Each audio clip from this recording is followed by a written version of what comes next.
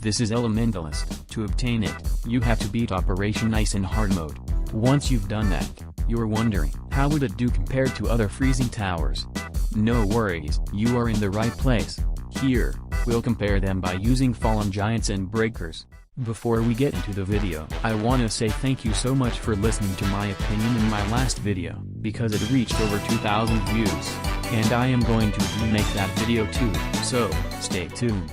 Now, let's look at the Elementalist first. As you can see, he could build his sentries that could freeze the enemy while dealing damage to them, and so do the tower itself. He's good for stalling the big enemies, like the fallen giants here, but he's not designed to deal the breakers, but here, he killed most of them anyways. Now, let's look at the Frost Blaster. He's obtained from winning the Christmas event in 2019. As you can see, he could stall giant bosses decently. But there are better towers out there. Next, we'll look at this Ledger. He has the most DPS amongst all the freezing towers. As you can see, he dealt all of the fallen giants and the breakers. His freezing ability is also pretty decent. No comment on this one, because it's so dang powerful. Here's the level 4's performance to the breakers. Now, let's see the Jester tower, with the Ice Bomb.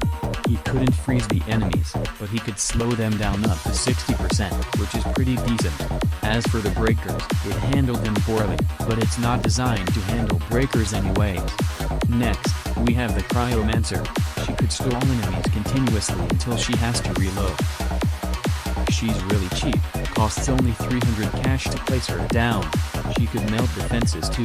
She could deal the breakers efficiently, but at most games, you would use other towers to deal with those anyways. And then we have the Freezer. He's the only freezing tower to be bought with coins. He could stall enemies pretty decently, although he's not designed to deal with those breakers. Don't forget that he had an ability that could freeze more enemies. Lastly, the Snowballer. Well, yes, he could stall the giant bosses decently, but freezers could do the same thing.